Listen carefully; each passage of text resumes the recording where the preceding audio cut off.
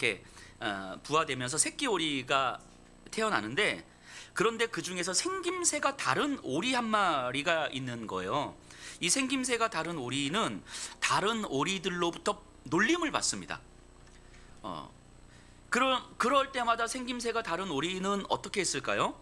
다른 오리들처럼 걷고, 다른 오리들처럼 먹고, 다른 오리들처럼 날개짓을 하려고 정말 노력하지 않았을까요? 그런데 그렇게 노력하면 할수록 더 놀림을 받아요.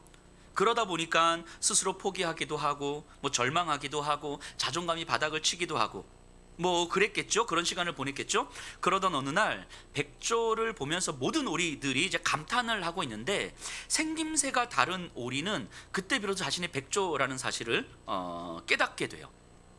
자, 자신이 누구인지를 깨닫게 되었다는 사실이 그 백조에게는 말할 수 없는 기쁨 아니었겠습니까? 그렇다면 이제까지 내가 놀림을 받았던 것은 어쩌면 당연한 거였겠구나. 왜냐하면 나는 오리가 아니었으니까. 그런데 만일 내가 끝까지 오리로 남아서 오리처럼 살아가려고 했다면, 그래서 오리의 평생 기도 제목이 뭐였어요? 오리처럼 걷는 거였잖아요. 오리처럼 먹는 거, 오리처럼 날개짓 하는 거였었는데, 그 기도 제목이 응답이 됐어. 그래서 정말 끝까지 오리로 남아 있었다면, 그 정말 완전한 오리로 살았다면, 그 정말 행복했을까요? 그랬다면 진짜 안타깝고 마음 아픈 일 아니었을까요? 아마 그 생김새가 다른 오리, 그 백조는 그 다음부터는 자신이 백조라는 사실을 깨닫게 되고 나서부터는 다른 오리처럼 걷고, 다른 오리처럼 먹고, 다른 오리처럼 날개짓 타기 위해서 애를 쓰지 않았을 거예요. 이제까지 그런 노력을 해왔던 시간들을 되게 안타깝게 여기지 않았을까요? 그리고 이제는 새로운 노력을 했겠죠. 왜냐면 내가 원래 백조인데 이제까지 백조로서의 삶이 없었잖아요. 그래서 백조처럼 걷고, 백조처럼 먹고, 백조처럼 날개짓 하려고 애를 쓰지 않았겠습니까? 이 백조가 되기 위한 불편함은 어쩌면 이 백조에게는 행복함이었겠죠. 오리로 사는 편안함보다 백조로 사는 불편함이 훨씬 더 행복하다는 사실을 이는 깨달았을 거예요. 물론 안데르센이 이걸 의도하고 썼는지는 모르겠지만, 어쨌든 저는 이렇게 한번 읽어봤어요. 근데 이 이야기가 어쩌면 이스라엘 민족이 출애굽하는 것과 비슷해 보여요. 이스라엘 민족은 애굽에서 노예로 있었어요. 여러분들, 노예의 특징이 뭡니까? 노예의식이라는 게 있어요. 노예의식의 특징이 뭡니까? 노예들은요, 시키는 일을 하고 주는 밥을 먹는 거예요. 그러니까 이 노예들의 의식은 어디에 집중되어 있냐면, 조금 더 편안하고 조금 더 먹는 것에 집중되어 있어요. 이것이 삶에서 이런 조금 더 편안하고 조금 더 먹는 것, 조금 더 가지는 것에 집중되어 있는 삶을 노예의식이라고 이야기하는 거예요. 이들은 애굽에서 그런 노예로 살았어요. 그래서 어차피 노예로 살아갈 거 조금은 더 편안했으면 좋겠고, 조금은 더 빵 하나 더 먹었으면 좋겠는 거죠. 노예들은 그렇기 때문에 어떻게 하면 내 삶이 조금 더 가치 있는 삶이 될 것인가, 내 삶의 이유와 목적은 뭐지, 이런 고민하지 않습니다. 노예들은요. 그런데 하나님은 이스라엘 민족이 그렇게 노예로 사는 것을 더 이상은 볼 수 없으셨던 거예요. 그래서 그들을 애굽에서 끄집어내십니다. 왜 끄집어내시죠? 더 이상 너희들이 노예처럼 먹고 마시는 것, 조금 더 편안함과 조금 더 즐기는 것과 조금 더 많이 소유하는 것에 집중된 삶이 아니라, 이제는 하나님 나라의 백성으로서 참 자유인으로서 살게 하려고 부르신 거예요.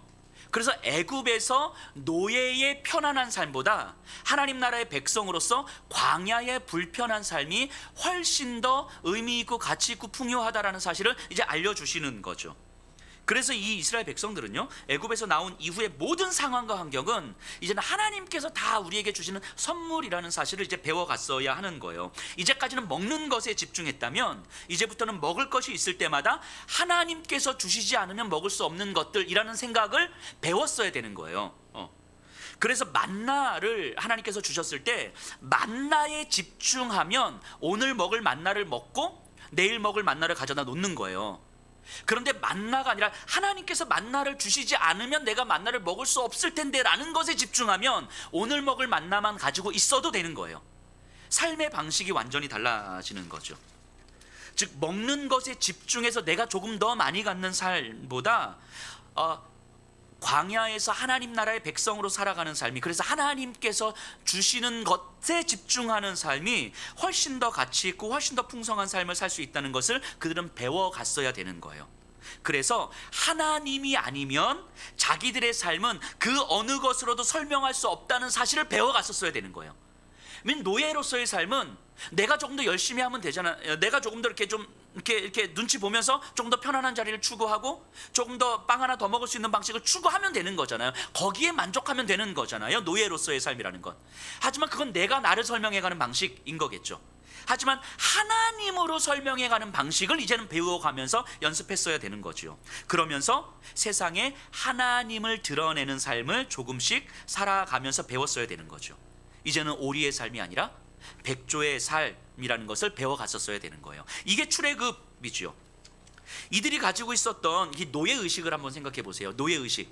이 노예의식은 어쩌면 오늘 현대사회를 살아가는 사람들하고 비슷하지 않습니까? 조금 더 세련된 방식, 조금 더 복잡한 방식이긴 하지만 결국은 내가 조금 더 편안해지고 내가 조금 더 많이 갖는 것에 집중되어 있는 삶. 이게 이 세상이 돌아가는 원리잖아요. 이 세상의 원리를 꿰뚫고 있는 사람들이 우리 초등학생 아이들인 것 같아요. 우리 아이들이 가장 바라는 게 뭐예요? 돈 많은 백수잖아요. 그러니까 조금 더 편안해지고 조금 더 많이 갖는 것. 사실 이 세상의 원리를 그 어린 나이에 꿰뚫고 있는 거예요. 이 아이들이. 그 세상 속에서 우리는 여전히 살아가요. 내가 어떻게 하면 조금 더 편안해질 수 있을 것인가, 편안해지기 위해서 무엇을 가져야 되는가, 여기에 우리의 생각이 집중되는 거죠. 그래서 더 많이 갖지 못했을 때 불편하다고 생각하고, 불편함은 정말 이렇게 수치스러움, 때로는 창피함이라고 받아들여지게 되는, 그래서 고난이라고 받아들여지게 되는, 그래서 이 고난으로부터 벗어나서 빨리 이 불편함이 해소되는 것이 우리의 삶을 살아가는 모습이라고 생각되는 것, 이런 게 노예의식이잖아요. 이런 게 노예의식이라고요. 애굽에서 이스라엘 백성들이 살아갔던 삶의 방식들이지요. 그런데 어쩌면 우리는 교회를 다니면서도 이런 노예의식을 가지고 살아가면서 우리의 안전이 만족되면 마치 그것이 은혜인 것처럼 생각되는, 애굽의 노예로 살아가면서 우리는 하나님의 백성입니다 라고 생각하면서 살아가는 방식, 이게 아닐까 싶어요. 하나님은 그런 우리를 보시면서 더 이상은 노예처럼 살도록 내버려 두실 수가 없으셔서 예수님을 이 땅에 보내신 거잖아요. 우리가 예수님을 믿기 전에, 우리가 누구인지를 몰랐을 때는 우리도 똑같았을 거예요. 다른 사람들처럼 살고자 노력했을 거예요. 뒤처지지 않으려고, 조롱받지 않으려고, 최소한 다른 사람들처럼은 살려고 정말 애를 썼을 거예요. 그러다 조금 더 다른 사람들보다 조금 더 많이 가지면 뭔가 이렇게 어깨에 힘이 쭉 들어가기도 하고, 조금 덜 갖게 되면 지치고 힘들고 자존감은 떨어지고, 그럼에도 불구하고 주어진 하루를 또 살아가야 되니까 꾸역꾸역 또 살아가야만 하는 그런 삶. 그러다가 우리의 오랜 기도 제목이었던, 그래서 그 세상에서 잘 살게 되면, 좀 더 돈이 많아지게 되면, 우리 자녀들을 조금 더 잘 양육할 수 있을 만한 물질적 환경이 많아지게 되면, 더 건강해지게 되면, 그리고 그렇게 삶이 끝나버린다면 그럼 정말 행복할까요? 오히려 더 안타깝고 마음 아픈 일 아닐까요? 끝까지 오리인 줄 알고 살아가는 거 아닐까요? 우리가 원래 오리가 아닌데 오리인 줄 알고 살아가는. 예수님은 그렇게 살고 있는 우리에게 찾아오신 거예요. 너희는 오리가 아니라고. 너희는 더 편한 삶, 더 갖는 삶, 더 많이 갖는 삶이 전부가 되는 노예와도 같은 삶이 아니다라는 거죠. 평생 세상에 속한 오리처럼 살았을 나에게 평생 채워지지 않을 그 만족을 찾아 애쓰며 노예의식을 가지고 살았을 나에게, 그리고 영원히 하나님을 모른 채 가장 처절한 삶을 살았을 나에게 십자가에서 죽으시고 부활하신 예수님이 찾아오신 거예요. 그리고 예수님께서 다 이루셨다라고 말씀하신 거예요. 이제는 창조주이신 하나님의 자녀다라는 거죠. 내가 경험하는 모든 상황이 이제는 하나님의 선물로 받아들여지는 삶이다 라는 걸 말씀하신 거예요. 그래서 이제는 하나님으로 설명되지 않는 나의 삶은 없어 라는 것을 알려주시는 거죠. 그걸 배워가는 거예요. 우리의 삶은. 이 삶이 불편할 수는 있지만, 이제까지의 삶의 방식과는 다르기 때문에, 이 세상 속에서 살아가는 삶의 방식과는 다르기 때문에 불편할 수는 있지만 비교할 수 없는 풍성함이라는 것을 이제는 믿고 배워가는 거예요. 그래서 애굽의 노예의 편안함보다 하나님의 백성의 광야의 불편함인 기꺼이 살아가고자 하는 삶, 이것이 예수님을 만난 우리들의 모습 아니겠습니까? 백조로 살기 위한 불편함은 우리에게 행복인 거예요. 이것이 하나님의 은혜와 믿음의 이야기예요. 이것이 우리가 지금 누가복음 15장부터 예수님의 비유를 쭉 지금 보고 있거든요. 그 15장부터 오늘 본문까지, 그리고 다음에 이루어질 내용까지, 이 흐름이 바로 하나님의 은혜와 믿음에 대한 이야기예요.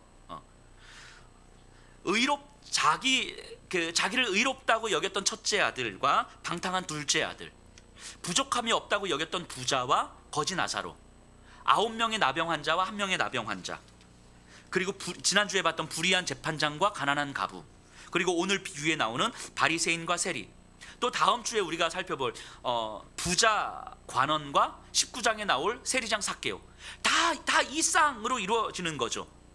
은혜와 믿음에 대한 이야기를 하는 거예요. 결국 예수님께서 하시는 말씀은 뭐냐면, 너희가 누구인가에 대한 질문을 하는 거예요. 너희는 무엇으로 사는 자인가에 대한 질문을 하고 있는 거예요. 조금 더 편안하고 조금 더 먹는 것으로 사는 자인가, 그렇게 노예처럼 사는 자인가, 아니면 그것이 너희의 삶을 결정짓는 것이 아니다라는 것을 믿는 자인가, 너희는 과연 무엇으로 사는 자인가 라는 질문을 던지는 것이고, 과연 너희는 누구인가 라는 질문을 던지는 거예요. 이 흐름 속에서 오늘 본문을 보셔야 돼요. 그래서 오늘 본문을 보시면서 우리 스스로에게 이 질문 던지셔야 돼요. 과연 우리는 누구라고 예수님 말씀하고 있는 것인가? 우리는 무엇으로 사는 존재인가? 질문 던지면서 보셔야 돼요. 9절입니다. 또 자기를 의롭다고 믿고 다른 사람을 멸시하는 자들에게 이 비유로 말씀하시되, 자, 누가는요 예수님의 비유의 목적을 분명히 하죠. 자기를 의롭다고 믿고 다른 사람을 멸시하는 자들. 자, 자기를 의롭다고 믿는 자들이 누구예요? 탕자의 비유에서 첫째 아들이었죠. 부자였고 불의한 재판장이었어요. 내 안에서 나를 설명할 수 있는 것들이 있는 사람들, 내가 해왔던 것들, 내 헌신, 내 기도, 내 성공, 내 신앙의 경력, 이런 것들, 내가 내 안에서 설명할 수 있는 것들이 있는 사람들을 자기를 의롭다고 믿는 자들, 이렇게 이야기하는 거예요. 자, 10절에서 13절이에요. 두 사람이 기도하러 성전에 올라가니 하나는 바리새인이요 하나는 세리라. 바리새인은 서서 따로 기도하여 이르되, 하나님이여, 나는 다른 사람들 곧 토색, 불의, 간음을 하는 자들과 같지 아니하고 이 세리와도 같지 아니함을 감사하나이다. 나는 일에 2번씩 금식하고 또 소득의 11조를 드리나이다 하고, 세리는 멀리 서서 감히 눈을 들어 하늘을 쳐다보지도 못하고 다만 가슴을 치며 이르되, 하나님이여 불쌍히 여기소서, 나는 죄인으로소이다 하였느니라. 자, 바리새인과 세리를 대조하면서 설명하는데요. 이 장면은 그냥 개인이 기도하러 가는 장면이 아니라 아마도 공예배였을 거예요. 또는 어떤 절기, 그래서 유대인이라면 마땅히 올라가야만 했던, 성전을 가야만 했던 그런 상황이었겠죠. 그러니까 세리도 사람들이 많이 모이는 그 시각에 올라간 거예요, 기도하러. 자, 성전에 가기는 했는데 세리는 멀리 서서 사람들로부터 거리를 두고 한쪽 구석에 있는 거예요. 반면에 바리새인들은 사람들이 잘 볼 수 있는 곳에 서 있는 거죠. 바리새인들이 하는 기도를 보세요. 토색, 불의, 간음하는 자들과 같지 않습니다.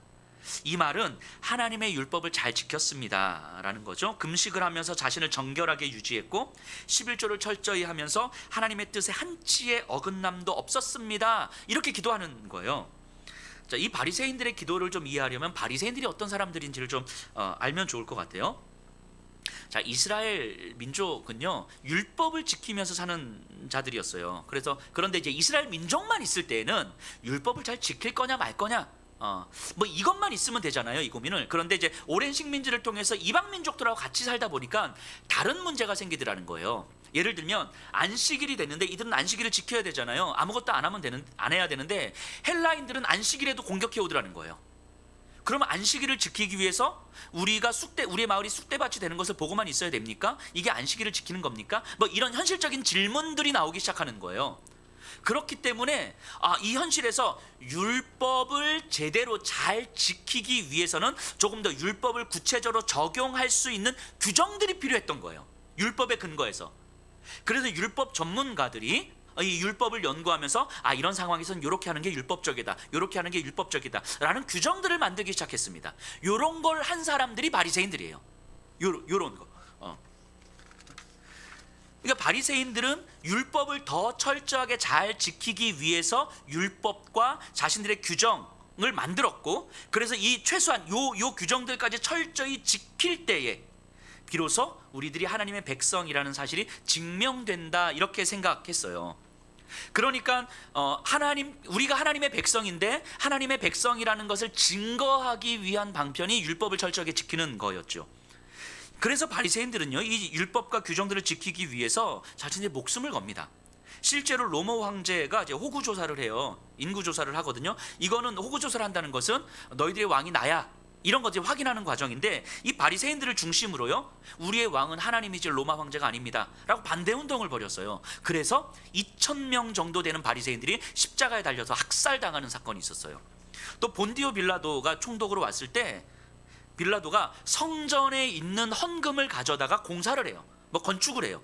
그러니까 바리새인들이 이 성전을 모독하고 더럽혔다라고 하면서 막 이 반대를 했거든요. 그래서 빌라도로부터 엄청난 포갑에 시달리기도 했죠.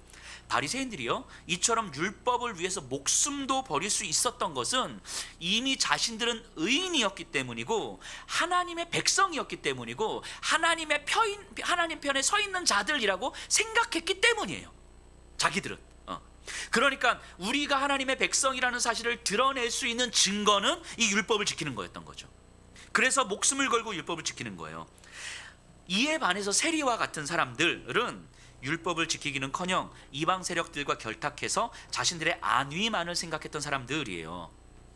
그러니까 이런 사람들을 바라보는 이 바리새인들의 시선이 어떻겠습니까? 세리들과 같은 민족이라고 여겨지는 것 자체가 역겹게 여겨지지 않았을까요? 자기들은 율법을 지키기 위해서 목숨을 걸고 지금 학살당하고 있는데 저들은 나라를 팔아먹고 있는 거잖아요. 같은 하늘을 이고 살아갈 수가 없는 거죠. 실제로 당시의 세리는 이제 악명 높은 자들의 부류에 속한 사람들인 거죠. 로마를 위해 일하면서 하나님의 이름을 더럽힌 자들. 그래서 많은 대중들은 자신들은 바리새인들처럼 살 수는 없지만 적어도 세리 정도로는 안 사는 거예요. 이러면서 자신을 이렇게 위로한 거죠. 그래서 나는 저 정도는 아닌 거죠. 그러니까 평탄은 치고 있다, 이렇게 생각했을 거예요. 자, 이런 배경에서 바리새인들의 기도를 보면 충분히 할 수 있는 기도죠. 충분히. 저들이 교만해서가 아니에요. 하나님께서 정말 싫어하는 자들, 이방인들을 위해 사는 자들, 율법을 어기는 자들과 같지 않게 해주셔서 감사합니다 라는 기도는 진짜 진심이었을 거예요. 진심. 저 죄인들과 자신이 다르다라는 사실이 얼마나 감사했겠어요.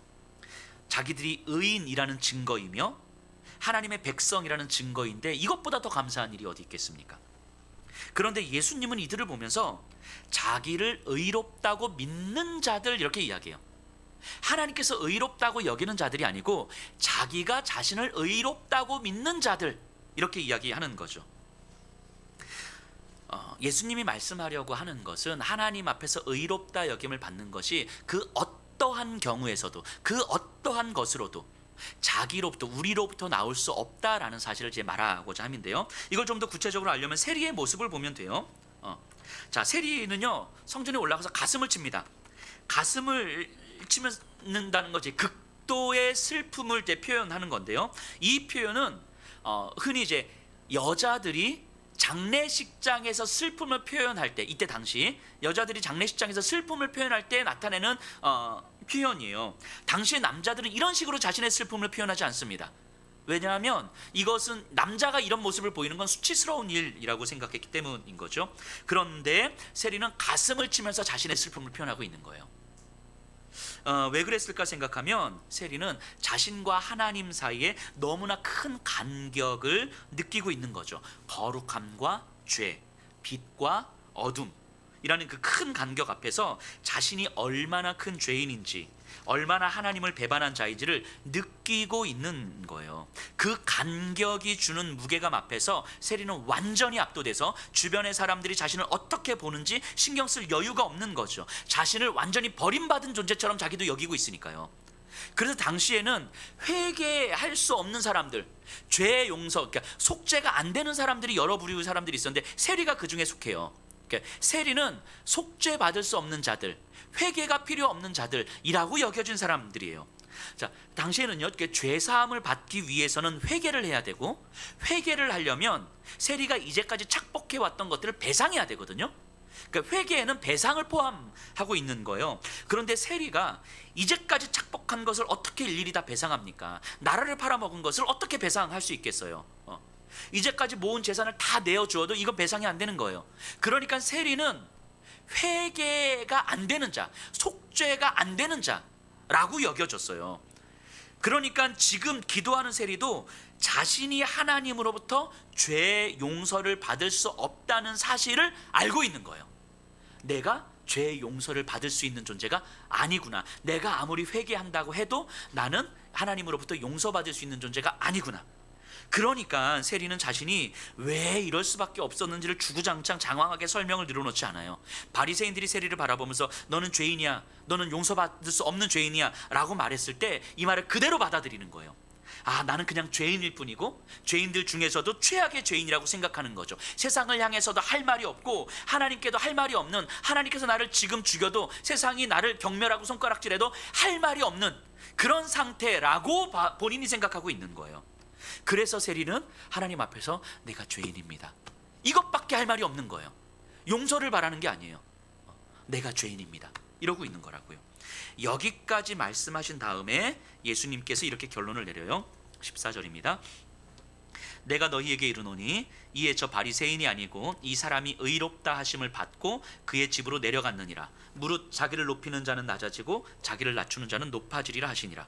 자, 바리새인이 아니고 세리가 의롭다 여김을 받는다는 거예요. 바리새인은 자신이 의롭다 여기는 사람들이었는데 하나님은 세리를 의롭다 여기신다라고 말씀하시는 거예요. 자, 바리새인들이 의롭다고 받아들여지지 않는 이유가 뭐였습니까? 그들이 교만해서였을까요? 그럼 세리는 겸손해서 받아들여진 건가요? 그렇게 단순하게 생각해 버리면 우리는 필연적으로 겸손이라는 교만에 빠지게 돼요. 겸손이라는 교만. 겸손도 얼마든지 교만이 될 수 있다라는 거예요. 자, 한국 교회에는요 바리새인에 대한 이야기를 너무너무 많이 들어왔어요. 그래서 바리새인에 대한 어떤 긍정적 인식은 거의 없는 것 같아요. 부정적 인식인 거죠. 그래서 자신을 바리새인들과 동일시 여기면서 바리새인들의 어떤 기도나 그런 생각들을 하고 있는 사람들은 아마 거의 없으실 것 같아요. 물론 부지불식간에 그런 생각, 의식들을 할 수 있을지 모르겠지만 그런데 반대로 생각하시는 분들은 종종 있는 것 같아요. 반대로 생각하시는 분들, 자신을 세리와 동일시 여기는 거죠. 나를 세리와 동일시 여겨서 저 부끄러운 바리새인과 같이 자기의 의에 사로잡혀 있기보다는 그래도 예의 바르고 그래도 겸손하다는 것에 암묵적으로 감사합니다, 내가 저 바리새인과 같지 않아서 감사합니다 라고 생각하시는 분들은 종종 있으신 것 같아요. 바리새인 저 바리새인과 같지 않음을 자기 의에 사로잡혀 있는 저런 사람들과 같지 않게 해주셔서 감사합니다. 이런 게 겸손이라는 교만이죠. 겸손이라는 교만. 만일 세리들이 기도하면서 어느 순간 하나님, 제가 저 바리새인들처럼 살지 않게, 자기 의에 사로잡혀 살지 않게 해주셔서 감사합니다 라고 말한다면 그것은 바리새인들이 기도하면서 저 세리들과 같지 않음을 감사합니다라고 말하는 거하고 똑같은 거예요. 결국 세리를 가장한 바리새인의 기도일 뿐인 거죠.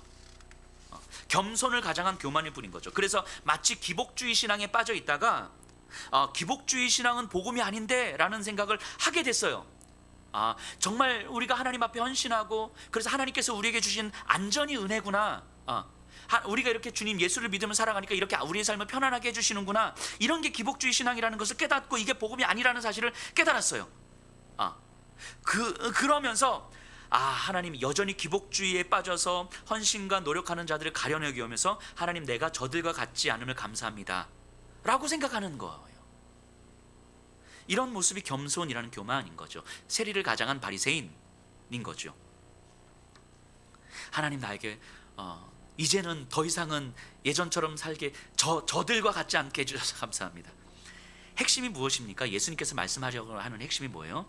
예수님은 교만한 자세보다 겸손한 자세를 취해라 이런 거 말씀하시는 게 아니에요. 내가 취할 수 있는 모든 자세를 포기하라는 거예요. 내가 취할 수 있는 모든 자세, 기복주의 신앙이라는 나의 자세 또는 복음적이라는 나의 자세를 모두 포기하라는 거예요. 하나님 앞에 의롭다고 여겨지는 것은 내가 어떤 자세를 취하느냐에 달려 있다라고 게 아니다라는 거예요. 내가 어떤 자세를 취하고 있다라는 것에 달려, 그러니까 어떤 자세를 취하는 것에 달려 있다라고 생각하는 것, 그 생각을 포기하라는 거예요. 내가 아무리 겸손하다 할지라도 내가 겸손하기 때문에 이런 생각 포기하라는 거예요. 내가 헌신하기 때문에, 내가 순종하기 때문에, 내가 기도하기 때문에, 내가 저들처럼 교만하지 않기 때문에 이런 생각을 포기하라는 거예요.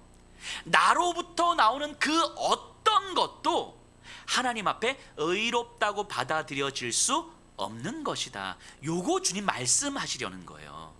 그러니까 바리새인이냐 세리냐 이걸 이야기하려고 하는 게 아니라는 거예요. 그래서 저는 이걸 이렇게 좀 정리해 봤어요. 의로운 자의 불의한 기도와 불의한 자의 의로운 기도. 이게 오늘 설교 제목이 이제 불의한 자의 의로운 기도잖아요. 의롭다고 여겨지는 자이지만 사실은 불의한 기도를 하는 자와 불의한 자라고 여겨지지만 사실은 의로운 기도를 하는 자에 대한 이야기인 거죠. 그렇다면 우리가 불의한 기도는 무엇이고 의로운 기도는 무엇인지에 대해서 생각해 봐야 되잖아요. 이제까지 이제 본문을 살펴보면서 감을 좀 잡으셨겠지만 조금 더 구체적으로 알기 위해서는 바로 다음에 나오는 이야기를 좀 보셔야 돼요. 사람들이 어린 아이를 예수님께로 데리고 와요. 그러자 제자들이 이제 꾸짖어요. 그러자 예수님께서 이렇게 말씀하십니다. 16절이에요. 18장 16절. 예수께서 그 어린 아이들을 불러 가까이 하시고 이르시되 어린아이들이 내게 오는 것을 용납하고 금하지 말라. 하나님의 나라가 이런 자의 것이니라. 여기서 어린아이는 갓난아기를 얘기해요. 갓난아기를 표현하는 단어예요. 이 자체가 이게 뛰어다니는 아이들이 아닌 이게 안고 있어야 되는 아이들인 거예요. 근데 이런 본문을 읽으면서 아기들이 가지고 있는 특징들을 예수님 말씀하시는구나. 그 순수함, 의존, 겸손, 이런 것들이 있을 때 하나님 나라에 들어갈 수 있다고 말씀하시는구나 라고 생각하면 안 된다는 거예요. 이 아기들이 가지고 있는 그 장점, 아기들이 가지고 있는 특성으로 하나님 나라에 들어갈 수 있는 것이 아니다라고 지금 계속 말씀하시는 거예요. 그것이 누구든 우리 안에 있는 그 어떤 것으로 하나님 앞에 의롭다고 여김을 받을 수 없다라는 사실을 이야기하는 거니까, 그러니까 아기들의 특성, 아기들의 장점을 끄집어내서는 안 되는 거예요. 여기서 예수님께서 말씀하시는 건 이 아기들이 당시 사회에서 받는 취급이에요. 이 아기들은요, 세리, 둘째 아들, 과부들과 같은 사람들이 받았던 그런 취급을 받았을 거예요. 전적으로 무기력한 존재, 스스로 생존할 수 없는 존재, 그래서 그들이 받는 모든 것은 선물일 수밖에 없는 존재, 그런 존재가 아기들이었고 세리였고 과부였고 비유의 둘째 아들이었을 거예요. 자, 탕자의 비유에서 둘째 아들 한번 생각해 보세요. 먼 나라로 갔다가 마을로 돌아올 때에 이 마을 사람들이 그 둘째 아들을 먼저 발견하면 이 돌에 맞아 죽는 거예요. 자기 아버지에게 죽음을 선고하고 갔던 것은 개인 가정의 문제가 아니라 마을의 명예를 더럽힌 일이었기 때문에 마을 사람들 누구라도 먼저 발견하면 이 둘째 아들은 죽습니다. 자, 둘째 아들에게는요, 먼 나라는 굶어 죽는 상황이었고 자신의 고향은 돌에 맞아 죽는 상황이었어요. 조금 더 편안하고 조금 더 가지려 했던 삶의 결국은 이랬어요. 그래서 이 아버지는요, 매일 그 마을 어귀에서 언제 올지 모르는 아들을 기다리고 있었던 거잖아요. 그러다가 저 멀리서 거짓골을 하고 오는 한 청년을 보자마자 자기 아들이라는 것을 알고 뛰어가서 안아줍니다. 왜 뛰어가요? 자기보다 마을 사람들이 먼저 발견하면 이 아들은 죽을 수 있는 거잖아요. 그러니까 먼저 발견하기 위해서 항상 동네 어귀에 나와 있었고 보자마자 그냥 뛰어가는 거예요. 이렇게 안아주시는 거예요. 이제 너는 돌에 맞지 않아도 된다고, 죽지 않아도 된다고 안아주시는 거잖아요. 이후로 둘째 아들에게 주어진 모든 상황은 선물이죠. 이게 어린 아기예요. 이게 어린 아기. 이런 어린 아기들과 같지 아니하면 이렇게 이야기하는 거예요. 내가 스스로 나를 설명할 수 있는 것들이 하나도 없는 상태, 절대적 무기력함 가운데 있는 상태. 이 세리들도 마찬가지예요. 이 세리들 세상에서 돌에 맞을 수밖에 없고 바리새인들에게 돌에 맞을 수밖에 없고 심지어 하나님으로부터도 속죄받을 수 없다고 여겨진 이 세리들. 이 세리의 기도를 의로운 기도라고 하는 이유가 바로 여기에 있는 거예요. 이제까지는 둘째 아들처럼 살았어요. 바리새인들은 그 사람들은 세리들에게 돌 그 이상을 던졌지요. 세리는 돌에 맞아 죽어도 할 말이 없는 자였고, 그래서 기도할 때에도 멀리 떨어져서 하늘도 쳐다보지도 못한 채, 다른 말도 못한 채 나는 죄인입니다, 이 말밖에 못하는 거예요. 세리에게 주어진 모든 상황은 다 절망이었고 죽음이었습니다. 둘째 아들처럼. 그래서 아버지에게로 돌아갈 수밖에 없었지만 거기서 죽어도 할 말이 없다고 스스로 생각한 거예요. 자기 안에서 자신의 존재를 설명할 수 있는 것이 하나도 없는 상태. 그래서 하나님 아버지의 은혜로 설명되지 않으면 내 스스로 생존하고 내 스스로 무언가를 취할 수 있는 가능성이 하나도 없는 상태. 이 하나님의 은혜가 아니면 더 이상 아무것도 할 수 없는 상태. 이 상태가 바로 세리의 상태였어요. 저들이 가진 어떤 특성 때문이 아니에요. 겸손함이라는 특성, 순수하다는 특성, 의존적이라는 특성, 이런 특성 때문이 아니에요. 전적으로 무기력하고 무능력한 존재였기 때문이에요. 이때 했던 기도를 예수님은 의로운 기도다라고 말씀하시는 거예요. 그렇기 때문에 의로운 기도란 기도하는 자가 스스로를 불의한 자라고 여길 때에만 가능한 거예요. 스스로에게는 어떤 가능성도 없다고 여길 때, 내가 돌에 맞아 죽어도 할 말이 없다고 여길 때, 나에게 남은 것은 절망뿐이라고 여길 때, 우리가 그런 존재라고 여길 때, 내가 불의한 존재고 연약한 존재고 정말 아무런 가능성이 없는 존재다라고 여길 때, 그때 하는 기도가 의로운 기도다라고 이야기하는 거예요. 내 스스로 내 안에서 의롭다고 여길 만한 것들이 있을 때에 그것을 예수님은 의로운 기도다라고 말씀하지 않으신다는 거예요.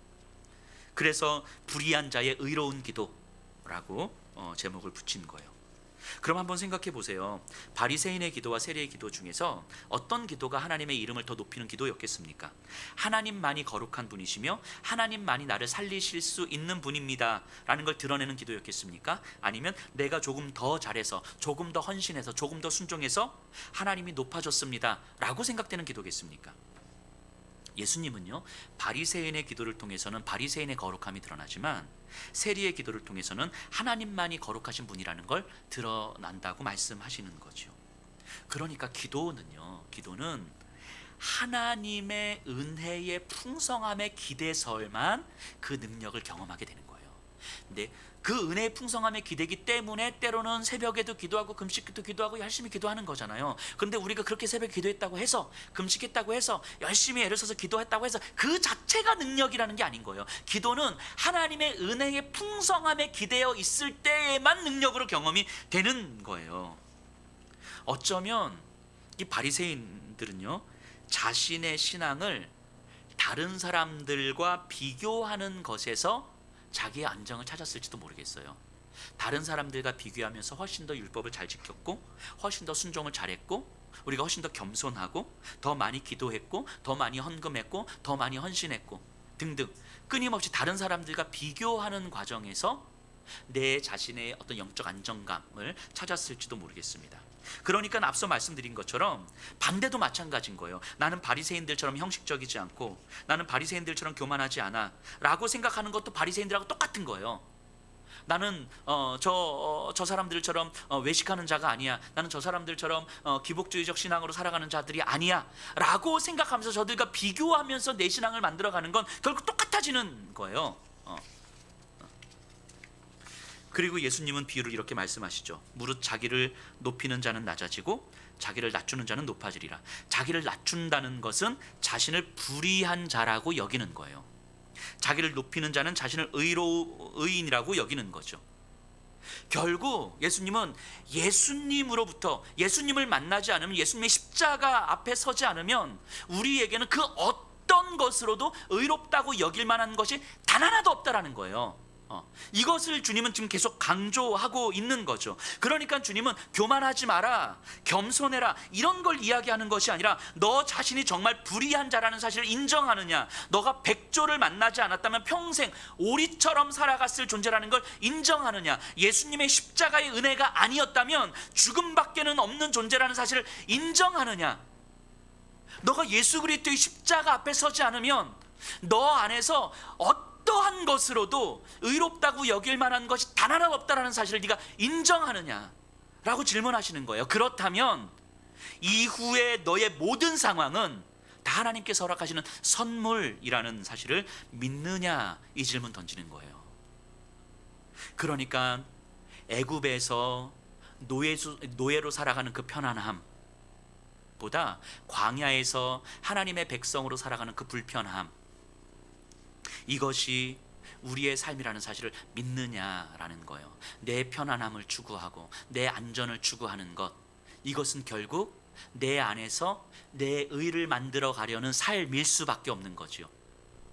그래서 내가 다른 사람들 고통, 힘겨움을 보면서 내가 안전해서 감사하고 하나님의 은혜임들하고 이렇게 생각하는 것 자체가 어쩌면 우리의 의일 수 있는 거라는 거예요. 그런 것들이 안전함과 편안함이 아니라 이 모든 것들이 하나님께서 우리에게 주신 선물이라는 사실을 받아들이는 거예요.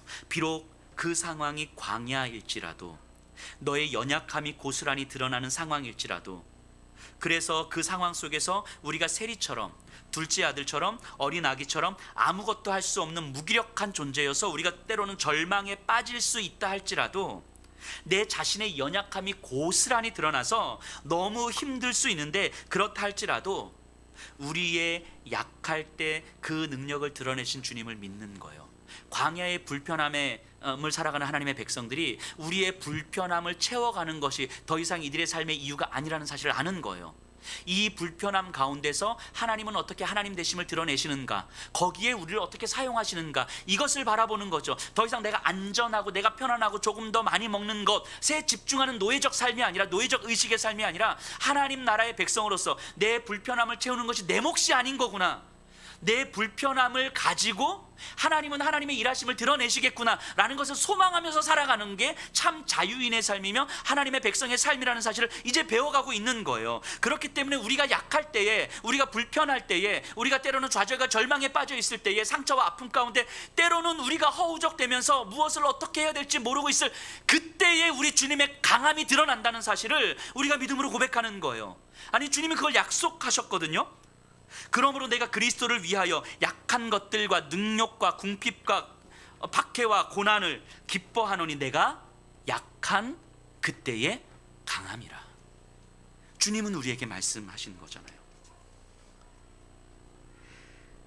광야로 나가서 하나님께서 우리를 사용하셔서 하실 그 일들을 소망하며 갈 때에 우리는 그 삶 속에서 백조로 살아가는 삶을 연습하고 있는 거예요. 이것이 하나님을 높이는 삶 아닙니까? 세리의 기도가 바로 이런 삶을 보여주는 거죠. 제 목사잖아요. 목사에게 가장 자존심이 걸려 있는 게 설교예요. 설교가 이제 가장 목사의 자존심이죠.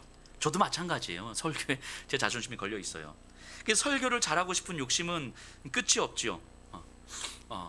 그래서 예전에 어떤 한 분이 잠깐 오셨다가 이렇게 얼마 안 있어서 되게 떠나신 분이 계신데, 그분이 떠나시면서 그러셨어요. 조금 더 복음을 찾아서 제가 교회를 떠나야 되겠습니다. 예, 아멘. 복음을 찾아서 그래서 제가 잘 보내드렸어요. 아마 초기 한 2년 차 때인가 제가 설교를 잘하고 싶은 이 욕심은 끝이 없는 거죠. 근데 그게 마음처럼 잘 안 되잖아요. 제 실력이라는 게 뻔한데, 제가 가지고 있는 수준이라는 게 뻔한데, 우리나라에 설교 잘하시는 목사님들이 얼마나 많습니까? 유튜브에서요, 설교 딱 치면 바로 나오는 목사님들이 계셔요. 이렇게 이땡땡 목사님, 이런 분들, 이렇게 송땡땡 목사님, 이런 분들 이게 많으시잖아요. 저도 이런 분들의 설교를 이렇게 자주 듣거든요. 근데 들으면 저도, 야, 어떻게 이렇게 설교하시지? 어떻게 이 본문을 가지고 저런 설교가 나올 수 있지? 막 감탄을 할 때가 있어요. 그러면 나는 언제나 돼야 저 정도 설교를 할까? 이렇게 생각하다 보면 이제 자괴감이 들죠. 이게 그분들이 부러워지는 거예요. 그러면 저도 그분들처럼 설교하고 싶어져요. 그분들의 설교 내용, 그분들의 말투, 그분들이 이제 강조하는 부분 등에 저도 모르게 막 흉내내고 싶은 거죠. 저 목사님 저 부분에서 저렇게 하시는구나, 이 내용을 이렇게 말씀하시는, 막 흉내내고 싶은 거죠. 그러면 아마 이럴 것 같아요. 그 흉내내서 이렇게 막 하면 제가 설교하면서 나도 이땡땡 목사님처럼 지금 설교하고 있는 거겠구나, 우리 성도님들이 그분의 설교를 듣는 것처럼 되게 은혜를 받고 있겠구나, 이런 생각들을 할 수 있지 않을까요? 얼추 비슷하게 느껴지지 않을까요? 그런데 이런 생각들을 해봐요. 만약에 그런다면 거기에는 예수평학교회의 설교자로 세워진 이 여한옥 목사의 영적인 깊이가 담겨지진 않잖아요.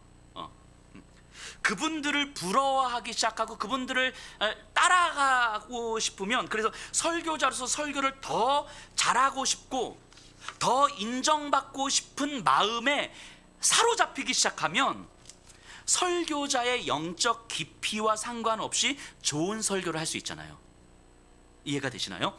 설교자의 영적 깊이와 상관없이 얼마든지 좋은 설교를 할 수 있을 거예요.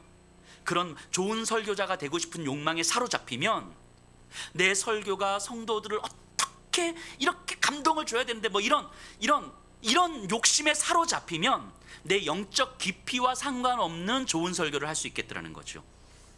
아마 한두 번은 성도님들이 좋아할 수 있을지 모르겠어요. 설교가 감동적이고 설교가 위로를 주는 것 같아서. 하지만 그리고 이제 빠른 시간 안에 설교 잘하는 목사로 아마 인정받을 수 있을지도 모르겠습니다. 뭐 대한민국에서 떠오르는 샛별 뭐 이런. 하지만 설교자의 영적 깊이가 담겨져 있지 않는 설교는 그 생명력이 오래가지 않잖아요. 이거는 성도님들이 누구보다도 잘 아시지 않겠습니까? 어떤 설교는 오래 들어도 여전히 감동적으로 은혜롭게 들리는 설교가 있겠지만, 어떤 설교는 되게 좋은 설교인데 길게 들으면, 오래 들으면 식상해지는 설교들이 있는 거죠. 그래서 제가 그다지 설교를 잘하는 목사가 아니구나라는 사실을 이제 인정하기 시작했어요. 이걸 인정하기까지 참 오래 걸리는 것 같아요. 내 수준이 뻔한데 그럼에도 불구하고 내 생각은 내 설교가 요 정도 좋은 설교라고 생각하고 싶은 거죠. 하지만 내 수준을 인정하기 시작하는 거예요. 내가 설교를 그렇게 잘하는 목사가 아니구나. 근데 제가 이런 사실을 인정하게 된 것은 이런 사실을 깨달았기 때문이에요. 설교자로서, 예수평화교회 설교자로서 여호환옥 목사에게 필요한 것은 설교 잘하는 목사가 되는 게 아니구나라는 사실을 깨달은 거예요. 그 설교 잘하시는 분들처럼 그런 설교자가 되는 게 여호환옥 목사에게 필요한 것이 아니구나라는 것을 깨달은 거죠. 지금 제가 해야 되는 건 지금 제 수준에서 이 정도 수준인 목사를 이 교회의 설교자로 세워주신 그 하나님께서는 그냥 내 수준에서 할 수 있는 정도를 가지고도 하나님은 얼마든지 하나님의 일을 하실 수 있다는 사실을 내가 믿는 거예요. 제 믿음은 거기에 있어야 되는 거예요. 제 의지는 내가 어떻게 하면 조금 더 좋은 설교자가 되지? 내가 어떻게 하면 인정받는 설교자가 되지? 그래서 어떻게 하면 설교 잘하는 분들처럼 설교를 하게 되지? 여기에 집중되어 있는 것이 아니라 나 설교 못해, 오케이. 나 좋은 설교자 아니야, 오케이. 하지만 이런 나를 여기에 세워주셨다는 건 이런 내 수준을 통해서도 하나님은 얼마든지 하나님의 일을 하실 수 있겠구나. 우리 예수평화교회 성도님들에게 하나님께서 주실 말씀들을 얼마든지 주실 수 있겠구나라는 사실을 믿음으로 받아들이는 거예요. 그래서 그 하나님께서 하실 그 은혜에 내가 집중하는 것이 제가 해야 되는 일인 거죠. 제가 해야 되는 건 좋은 설교자가 되려고 노력하는 것이 아니라 저를 통해서 하실 하나님의 은혜에 집중하는 거였어요.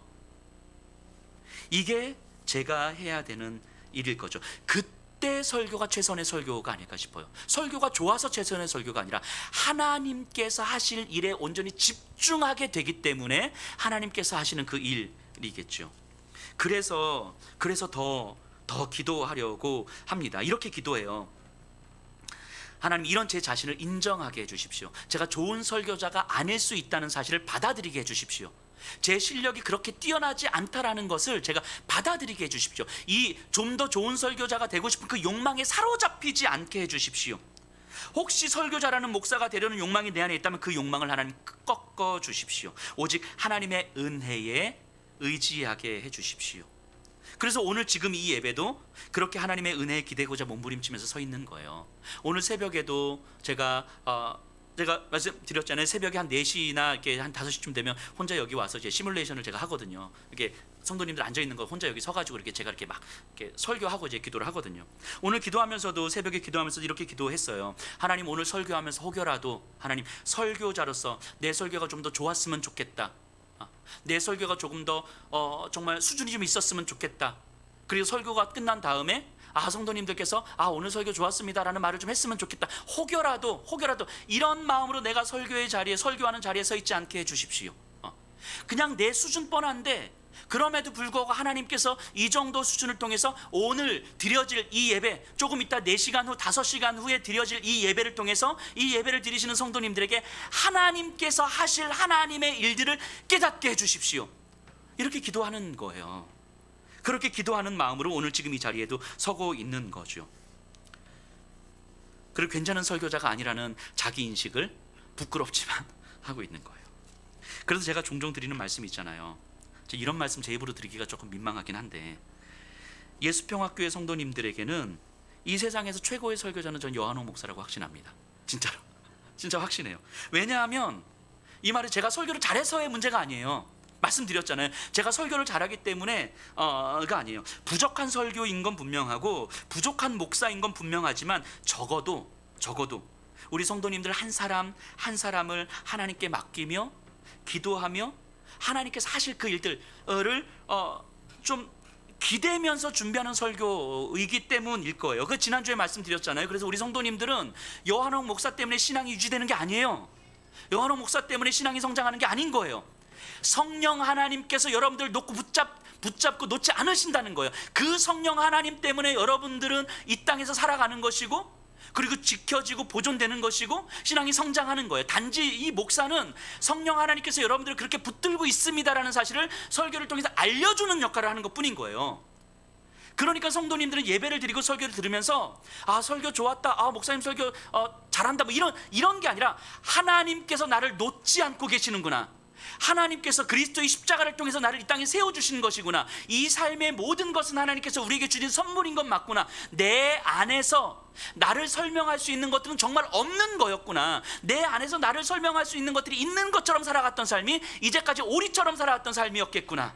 그런데 하나님은 이제 백조로 살게 해주시는구나, 오직 그리스도의 십자가의 은혜에 기대어 나를 살게 하시는구나 라는 것을 깨닫고 들을 수 있다면 그게 설교를 통해서 은혜 받는 거잖아요. 그게 그런 의미에서 요 목사가 여러분들에게는 최고의 설교자일 거예요.